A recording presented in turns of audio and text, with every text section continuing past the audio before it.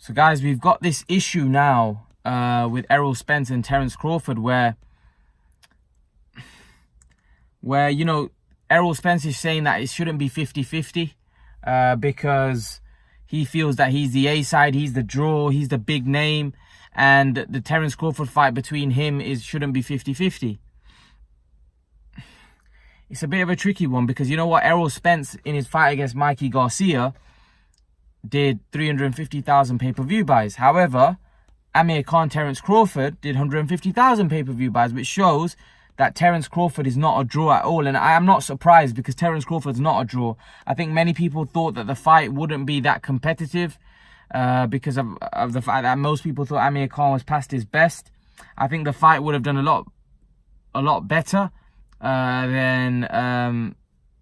it would have done a lot better if Amir Khan was more in his prime. I think it would have matched Garcia, Spence. But then having said that, Garcia's got a massive Spanish, you know, Mexican, sorry, not Spanish, but Mexican background. So, you know, many Mexican people probably bought the pay-per-view.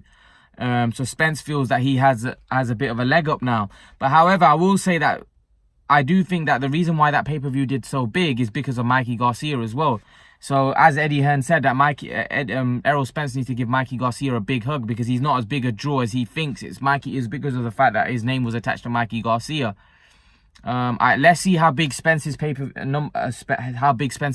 numbers are against Porter, because that's when we'll get a more fair reflection of how big a star Spence is. Because one thing we know, that Porter's not a huge star. It'll be the first time that I think Porter would be on pay-per-view. So I think we'll get to know a lot more about that fight or about Spence's star power.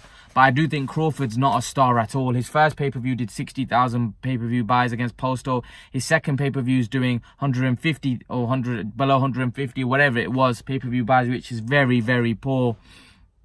You know, which shows that he's not a big draw at all. And I think that show probably made a loss because Bob Arum paid Amir Khan $5 million for that fight. So if you got paid $5 million and it's only doing like 150K, and then you have to pay Crawford as well, if it's $70, that's about $7 million. So just Amir Khan's person itself is $5 million, is almost the whole of what the pay-per-view probably generated.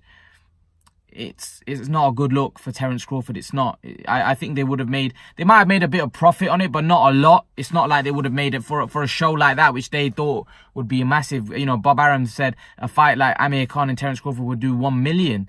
You know, I think he was obviously being very optimistic, and it was way off. But I do think that, you know, Errol Spence, Terence Crawford would need to be 50-50. But I think that will be a problem. I think firstly, the problem is that the PBC don't want to work with with Bob Arum.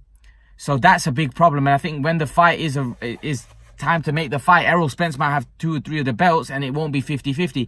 Maybe Terence Crawford would be willing to take less than 50-50 in order to make the fight. And he may have to, because Errol Spence will be in such a strong position.